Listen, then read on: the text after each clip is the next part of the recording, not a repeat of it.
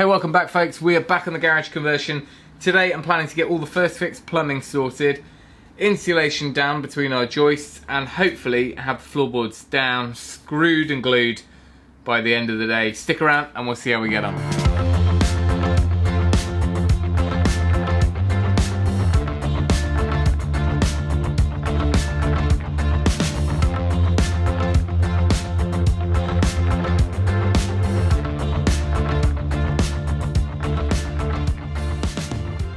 So there's no doubt that if Jason, our plumber who did the boiler, was doing this, he'd be throwing it all in copper and soldering all the joints and doing a proper job that way. Now, I've probably got enough of the kit, you know, soldering the torch and stuff to do it. I'm happy to do the odd join, but really, especially because we've got the joists, that's why I've gone with plastic. It's easier to thread it through, bearing in mind we're kind of trying to keep things within the insulation of the joist rather than having to run everything in the cold space below. With that in mind, I've gone for the Hep2O system. I've used that for the odd bits in the past. Seems like a really good solid system, and you know, if you're gonna go with the plastic push fit fittings, you may as well get the better quality stuff. And stick around and I'll tell you about the big boo-boo I made last week, which we need to also fix today. Rather than tagging everything onto the side of the joist, I've put some blocking in here to clip it in that way. Easy to insulate under and below it, and I can just run things in pairs. And also, this is our pair of underfloor heating flow and return. Now, one of my my errors, my common mistakes I make when doing any plumbing, even if it's just adding a tap, is the first thing I think is, right, doing plumbing today, I need to go off, turn off all the supplies.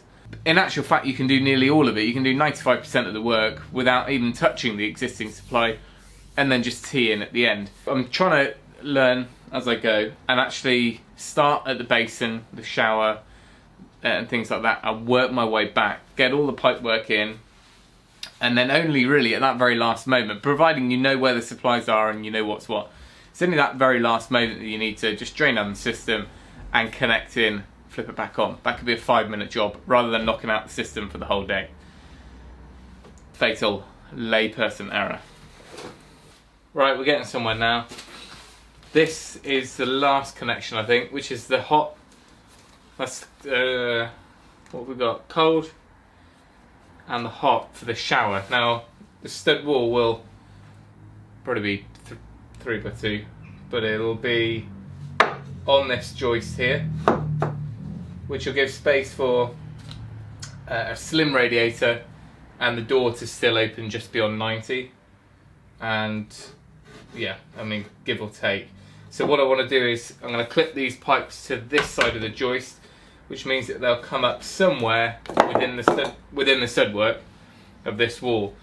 Now, I don't think it really matters too much on my placement. Coming up roughly, it's an 800mm quadrant shower. But of course, because it's flexible, we can come up, and within the stud work, we can go across to where the mixer valve is. It's a case of mark and cut, and just get a really nice square end to it.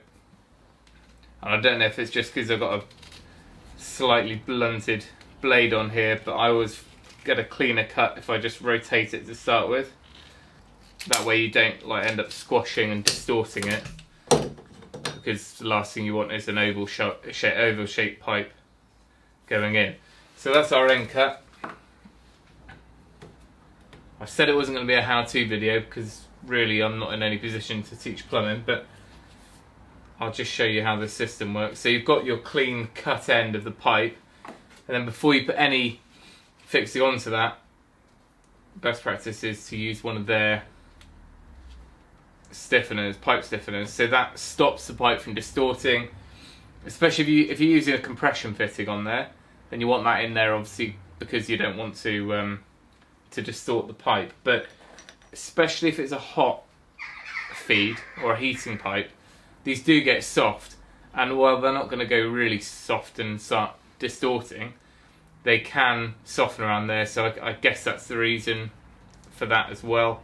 And it just holds everything really circular so that you'll get the seal. And inside here you've got some like almost like a barb, which will stop it pulling back off the metal there, which will grip into the outside of the pipe, and then you've got your O-ring in there which seals to the outside of here. So that's why you want to make sure it's clean and not being scratched or anything. So push that in, and then with these HEP fittings, you push it on as far as it will go, and then as you turn it, you actually feel a bit of a rumble sort of feeling, because on the end of the pipe stiffeners it's slightly shaped, it's not perfectly smooth, so when you turn it you can tell you've bottomed out in there because you can feel it kind of rumbling, if that makes sense. Like I say, all of this joist is going to be full of insulation, so if I've got some pipe lagging, kicking around, I'll prioritise it on the hot. The cold doesn't need to be insulated, it's never going to freeze within that insulation. And then the hot pipes, certainly the heating, which will be below the joist, but the hot pipes, potentially I might put some lagging on them as well as within the soft insulation, but because I'm using a mineral wool full fill insulation in here, I can just kind of get right around the pipes. Hopefully that'll be alright, and hopefully we won't have any leaks, because then we'll have a soggy mess. But I've got my little trapdoor, and it's not the end of the world if we had to get under here to check things. Also, one last thing on these, you can see there's a ribbed sort of line section there, which is where the pipe bottoms out. So if you're trying to measure your cut, you can just hold it up, line it up. I'm going to bring these up about 100mm apart from each other. Just make sure our first stud's going to be 400 centres. Is there, so our stud is going to be here. So we want to make sure that we're clear of the stud the other side. So if we say we'll come up here, is that going to mess us around with the mixer? No. Insert goes in, elbow on. So they can be clipped there nicely. Stud in the middle. Over here I've got my temporary washing machine rig, and that can come off now, because by the time I'm finished we should be live on the new cold coming across.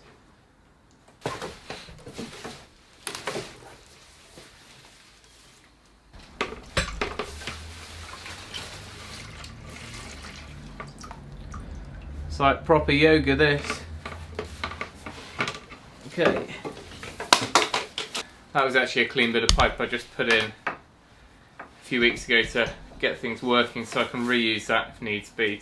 While all this plastic is 15mm, all the manufacturers are probably slightly different, so that's one reason why it's probably best to always keep to the same brand, fitting and pipe, buy it together. Saying that, I've used the other stuff together for 3 or 4 years in temporary situations and never spotted a leak. But at the other end, on that wall, that's the solid old brick wall, we'll be putting our new stud wall with insulation. I want to bring those pipes up on the inside the rim, just clipped to the wall.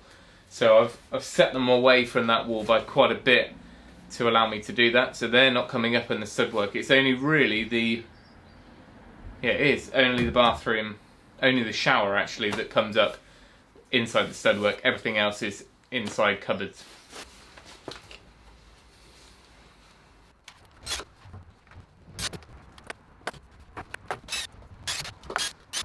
And what I've done over here, because I've come through the centre, or kind of away from the joist through the noggins, just to give me a bit more space for those T's. To bring it back in, I've just put a board, an offcut here of 2x4, so I can support them kind of on the way over, rather than take them in too tight straight onto the joist and run along. Don't know if that's a necessary thing or not, but that looks a lot better now. So it's supported as it turns. What I'll probably do now is get us up out of the floor, and I'll make sure that I've got a pipe insert on the section that goes in here, because this will be below floor in the end.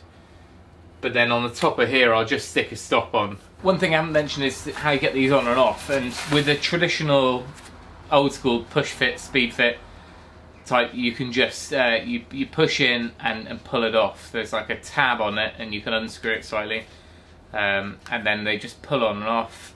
So obviously quite easy. But if you were wiggling around, I mean, there's more of a chance that it could come off. Whereas with the HEP fittings, once it's on, you have to use this tool here, which pushes the little release collar inside, which lets you pull it back off. So you do need those, but with these stop ends, they are like a traditional push fit. So they've actually just got a sprung collar there. So if I was to push this on now, pushes all the way, it's sealed around that O-ring, and then to pull it back off again, you're just kind of squeezing it to pull it off. Now I don't bother, usually these are only a temporary solution, so I don't bother using the insert with these ones. So that's the same again. What I'll do here, you see that one on the old bit of pipe, I'll just have my two coming up with a stop end on both. Or I could just put an isolating valve so we don't have to turn the water off and we can just connect in there. Either way, that's what we'll be doing next. Last little quick thought, keep on thinking of all these bits. I've coupled those pipe clips up and run the pipes next to each other. We're insulating all of this, like I said, so that's fine. Whereas if you were going to lag them, then you'd want to run them slightly further apart so that your pipe insulation can go round, and then have your other pipes, your other pipes slightly further away. Now, although this will probably dry up eventually and it will stop trickling out, it's just so easy just to carry a few in the top of your toolbox, because most small accessible pipe work in UK homes is 15mm, and even if you had a 22 as well, just in case. A couple of years ago when we were having the bathroom plastered, the plasterers just knocked a pipe, and soldered joints in decent copper pipe work is going to outlive us probably, but if it's left well secured and in place, if you start like knocking it around 5 decades later, then I don't know what happens chemically. Maybe those solder joints do get a little bit weaker, maybe they don't, but sometimes those joints can come apart, and if they do, having something like this you can just ram on the end and buy yourself a bit of time is well worth having to hand.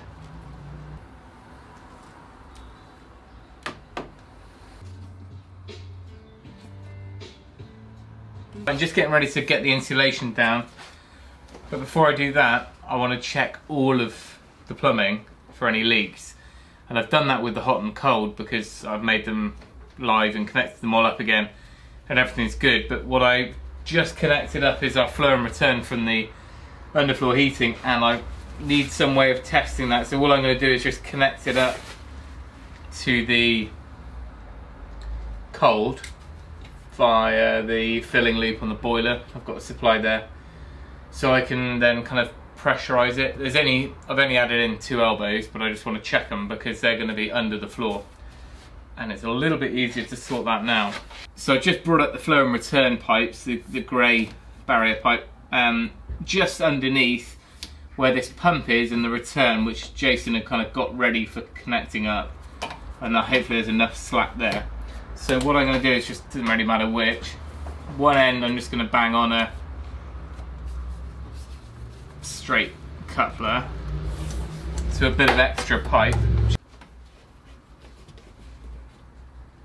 Annoyingly, I'm just got a push fit stop end to go on there because I've used them all up. So I'm just going to use this end of this random section of pipe work which came out last year, and just use that because it's got a push fit on already.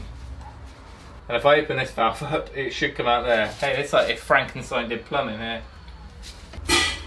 Oh, there you go, you can hear the air.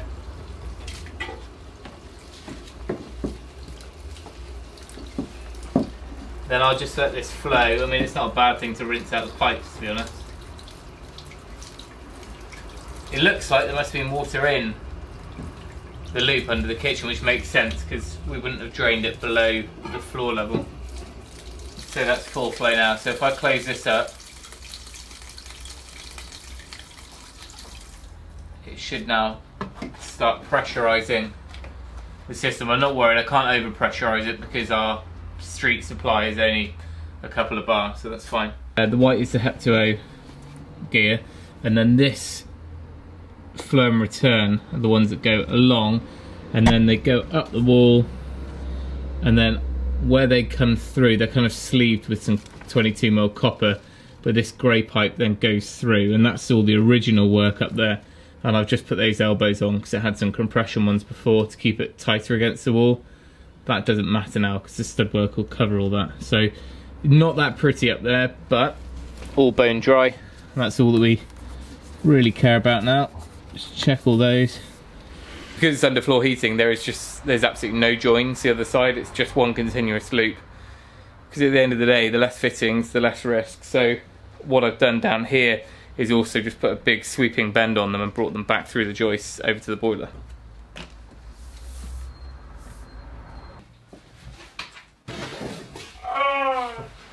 I wish I had hair.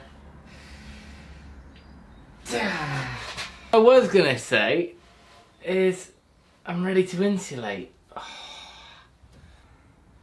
Just a minor scalping. I have to check. I cracked my head on the boiler last week, but I was wearing a woolly hat and didn't think anything of it. I pulled the hat off at the end of the day and it was stuck to my head with blood. Right, well, what was I saying? Right, we're ready to insulate, finally. What I've done, a couple of little sneaky additions, is when we had the we've got the washing machine here now. When it was full wax spinning away, there was quite a lot of bounce in the floor, and I think that's really because the feet weren't done properly. It's just on a bit of scrap wood. But just, you know what it's like with this suspended floor, there's always a bit of bounce. So what I've done mid-span, just under the main thoroughfare and where the utility bit will be, I've just stuck an extra support down there, mid-span.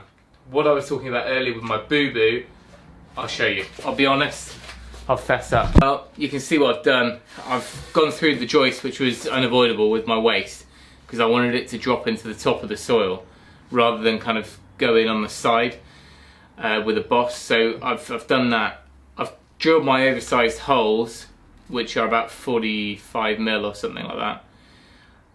But of course, for some reason I was thinking thirds in my head, that the hole could be a third of the joist, which is wrong.